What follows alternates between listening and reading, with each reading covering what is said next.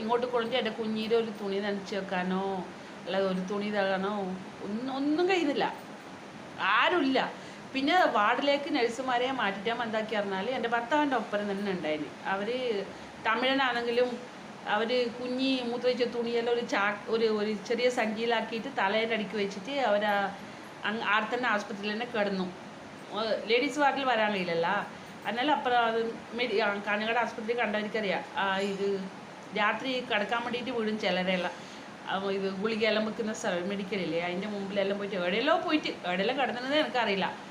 ഒരു വായി ചോറും കൂടെ എൻ്റെ അമ്മ എനിക്കാക്കി കൊടുത്തോട്ടിട്ടില്ല. എന്നാൽ റോഡ് സൈഡിൽ ഒരു ലോറി വരുമല്ല, അത് ആസ്പത്രിയുടെ മുമ്പിൽ തന്നെ നിൽക്കും. ആടെ പോയിട്ട് ഒരു പ്ലേറ്റ് എടുത്ത് കൊണ്ടുപോയിട്ട് എൻ്റെ ഭർത്താവ് എടുത്തുകൊണ്ടിട്ട് ആ കഞ്ഞി എനിക്ക് മേടിച്ചു കൊടുത്തിരും. അതാണ് ഞാൻ ആസ്പത്രിയിൽ നിന്ന് കുടിച്ചത്. ഇത്ര വർഷം അമ്മേനെ അനിയത്തിന് നോക്കി, വീട് നോക്കി, അനിയത്തിനെ കല്യാണം കഴിച്ചു കൊടുത്തിട്ട് എല്ലാം കഴിഞ്ഞു.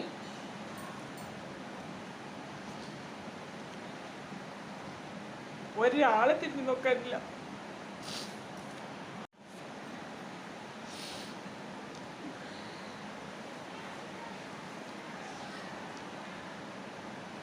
അമ്മേനെ കൊന്ന ഞാൻ എന്ന് പറയുന്നത് യഥാർത്ഥത്തിൽ കൊല്ലാൻ കഴിയില്ലല്ല, മനസ്സിൻ്റെ ഉള്ളിൽ കൊന്നു.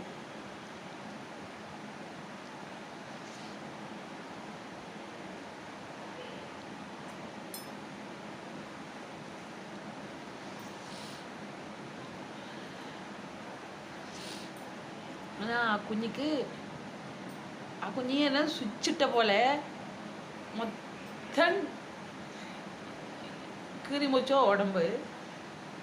രക്തങ്ങനെ ഒരു വെള്ള കളർ ഒരു ചിറകണക്കത്തിൻ്റെ ഒരു നൈറ്റി ഉണ്ടായിരുന്നു, കഴുകിത്തരാനുള്ളതോട് അതന്നെ ഇടല്.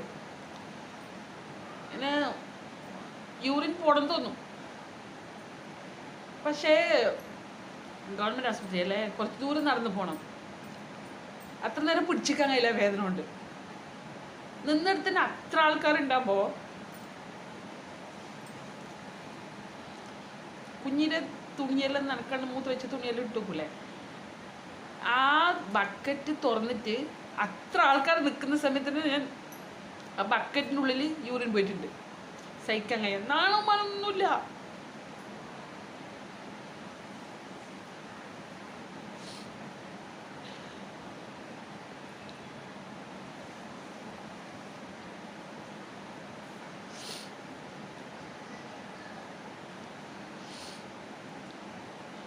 അത് സ്വിച്ചിട്ട പോലെ 9 മണിക്ക് കരയാൻ തുടങ്ങും.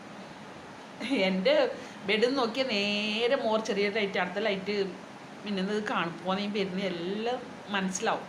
എല്ലാവരും ഉറങ്ങിയിട്ടുണ്ടാവും. അടുത്തുള്ളൊരു എന്ത് കിഴക്ക് ഭാഗത്ത് വന്ന് ഒരമ്മ എന്നെ സഹായിക്കാൻ വേണ്ടിയിട്ടുണ്ടായിരുന്നു 2 ദിവസത്തേക്ക്. കുഞ്ഞിനെല്ലാം എടുത്ത് പാലൊടുക്കാനെടുത്ത് തരാൻ വേണ്ടിയിട്ട്. എണീക്കാനൊന്നും കഴിയില്ല. അപ്പോൾ ഒരമ്മ ഉണ്ടായിരുന്നു.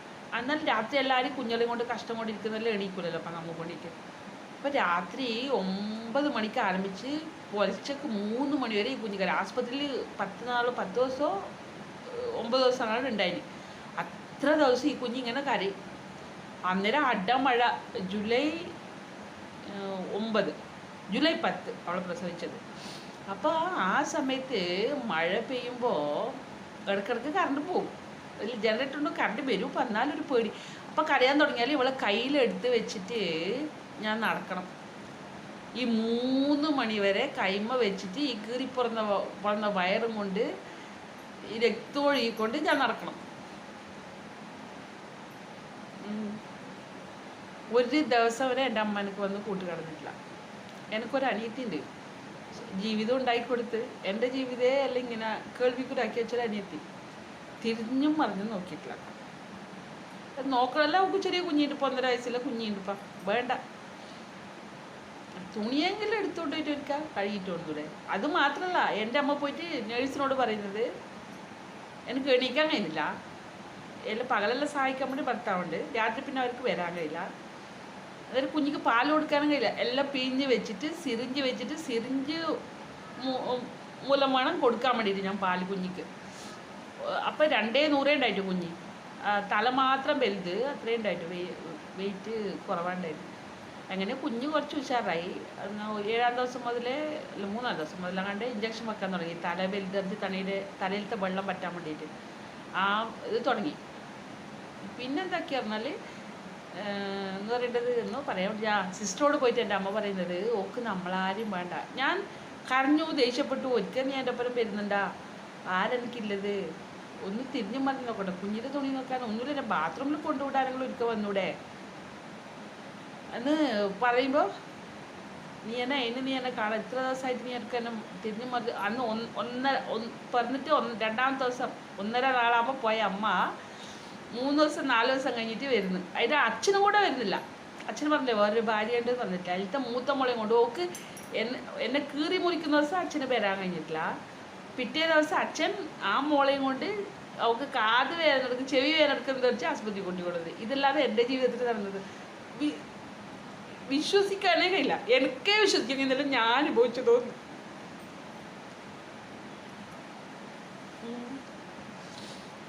ഇതെന്താന്ന് പറഞ്ഞാൽ നേഴ്സോട് പോയിട്ട് എൻ്റെ അമ്മ പറയുന്നത് ഓക്ക് നമ്മളെല്ലാം വേണ്ട, ഓനെ മാത്രം മതി. അതുകൊണ്ട് തന്നെ നമ്മളെ തച്ചു പറഞ്ഞേക്കുന്നത്. ഒരു സൈഡിൽ നിന്ന് ഒരു സൈഡ് വരെ കീറി മുറിച്ച് കഴിഞ്ഞാൽ ഞാൻ എണീറ്റ് അടിക്കാൻ പോണ്ടത്. അത്രയല്ല എന്നെ അപമാനിച്ച പെറ്റമ്മ.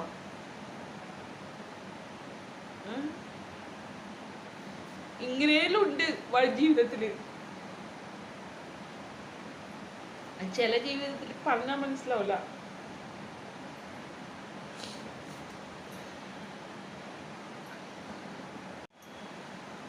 എൻ്റെ കുഞ്ഞിനൊന്ന് കുളിപ്പിക്കാൻ എൻ്റെ അമ്മ തയ്യാറായിട്ടില്ല. ഒരു ദിവസം കുളിപ്പിച്ചിരുന്നു, പിന്നെ തന്നിട്ടില്ല. എല്ലാ ദിവസവും കുളിപ്പിക്കണ്ടാന്നിട്ട് തന്നിട്ടില്ല. ശരി, ഒരു തുണി കഴുകി തന്നിട്ടില്ല. ഞാനെന്നെ 2 കല്ലിൻ്റെ മേലെ എനിക്ക് അത് ബേസിനിൽ വീട്ടിൽ കൊണ്ടുവിട്ടോന്നെ ഭർത്താവ് പോയി. അത് ആരങ്ങനെ അതിനപ്പുറം അമ്മമാർ വിടുക. ഓളെ വീട്ടിലും കൂടെ പോയിട്ട് പെട്രോളിയും കൂടി പോയിട്ട് നിൽക്കണമെന്ന് പറഞ്ഞാൽ ഏതമ്മമാർ വിടും? ആരും വിടൂലല്ലോ. അതിനിപ്പോഴേ കല്ല് വെച്ചിരുന്നിട്ട് കല്ലിൻ്റെ മേലെ ഇങ്ങനെ ബേസിനിൽ ചെറിയ ബേസിനിൽ തണ്ണി എടുത്ത് വെച്ചിടും. അങ്ങനെ ഞാൻ നിന്നിട്ട് കുഞ്ഞിലെ തുണി ഒളിമ്പിലിടും. എത്ര ഇന്നാക്കിയത് വലിയ സിസേറിയൻ കഴിഞ്ഞാൽ ഞാൻ അതിനും കൂടെ തരില്ല. ഒരു വെള്ളരിക്ക എപ്പോഴും ഒരു വെള്ളരിക്ക കൂട്ടാൻ വെച്ചിട്ട് കുറച്ച് ചോറ് മാത്രം. അത് 1.5 വയസ്സിൽ അനിയത്തിൻ്റെ കുഞ്ഞായിട്ട് നിൽക്കുന്നതുകൊണ്ട് ഒന്ന് കളിക്കണം. ബോളെറിഞ്ഞ് കളിക്കുമ്പോൾ അതിൻ്റെ ഉള്ളിലേക്ക് വരണ്ടാന്ന് വെച്ച് ഞാൻ കിടന്ന റൂമിൻ്റെ കതവ് എപ്പോഴും അടച്ചു. നായ്ക്ക് കൂട്ടിനുള്ളിലേക്ക് ചോറ് വെച്ച് കൊടുക്കൂലേ, അതുപോലെ ചോറ് ഉള്ളിലേക്ക് വെച്ചിരും. അത് ഞാൻ തിന്നു. 2-ാമത്തെ പ്രസവത്തിനും എൻ്റെ അമ്മ എനിക്ക് വന്നിട്ടില്ല. ഞാൻ 1 മാസം മുപ്പട്ടേ വരുന്നത്. അന്നേരം കുറച്ച്